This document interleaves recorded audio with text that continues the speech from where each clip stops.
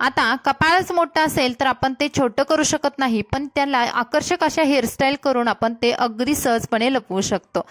तर बघा, ज्या मैत्रिणींचं कपाळ मोठं आहे तर त्यांनी अशा एकदम पाठीमागे केस नेऊन बांधण्याचे जे हेअरस्टाईल आहे ते बिलकुल करू नका, त्यात काहीही चांगलं दिसत नाही। नमस्कार, पुन्हा एकदा स्वाती स्टाईलमध्ये मनापासून स्वागत। आज बघूया ज्यांचं कपाळ मोठं आहे त्यांच्यासाठी 2 झटपट होणारे हेअरस्टाईल। हेअरस्टाईल नंबर 1, ज्यांचं कपाळ मोठं आहे त्यांना जर पफ हेअरस्टाईल करायचे असेल तर त्यांनी समोरचे जे छोटे छोटे केस आहेत तेवढेच घ्यायचे आहेत, म्हणजे अगदी वरचे केस घ्यायचे आणि आतमधले केस तसेच ठेवायचे आहेत आणि असं छोटासा रोल करायचा आणि दोन्ही बाजूनी अशा पिन्स लावून घ्यायच्या। आता पिन लावताना कोणत्या प्रकारच्या पिन वापरायच्या याचा सुद्धा व्हिडिओ मी पुढे एकदा बनवणार आहे, तर ज्या पिन घट्ट बसतात अशाच लावायच्या। आणि त्यानंतर समोरचं जर आपलं कपाळ मोठं दिसतं तर त्यासाठी तुम्हाला कंगव्याचं जे समोरचं टोक आहे ते घ्यायचं आणि समोरचे छोटे छोटे जे केस असतात जे आपल्या केसामध्ये आतमधले गुंतलेले असतात तर असे काढून घ्यायचे आणि अगदी पातळ असू देत किंवा दाट असू देत ते केस आहेत ते समोर कपाळावरती घ्यायचे आणि अगदी हलक्या हाताने ते बाजूला साईडला करायचा प्रयत्न करायचा आहे। तुम्हाला समोरच ठेवायचे असेल तर तुम्ही समोर सुद्धा ठेवू शकता, अदरवाइज अशा पद्धतीने करू शकता, जे की खूप सुंदर दिसतं आणि तुमचं कपाळ इझिली लपून जातं आणि तुमचं छोटं कपाळ आहे हा लुक येतो। आता बघूयात हेअरस्टाईल नंबर 2।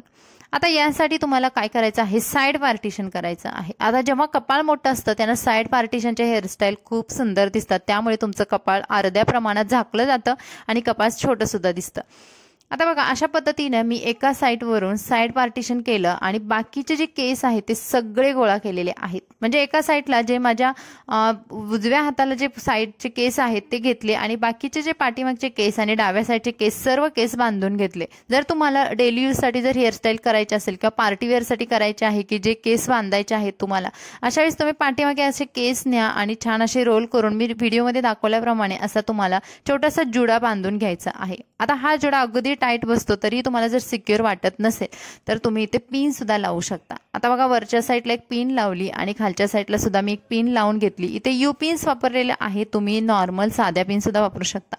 त्यानंतर समोरचे हे केस आहे ते छान विंचरून घ्यायचे आणि उरलेले हे जे केस आहेत ते छान प्रकारे अशा पद्धतीने हाताने खालच्या दिशेने ढकलायचे आहेत, म्हणजे तुमच्या डोळ्याच्या साईडला थोडेसे जास्त खाली घ्यायचे आहेत आणि कपाळावरती मध्यम प्रमाणात खाली घ्यायचे आहेत। उरलेले केस आहेत ते छान असे रोल करायचे आणि रोल झालेला भाग आहे तो अगदीच टाईट किंवा पाठीमागे न खेचता थोडासा लूज ठेवून जिथे आपण जुडा बांधलेला आहे त्याच्या भोवती असा गुंडाळून घ्यायचा।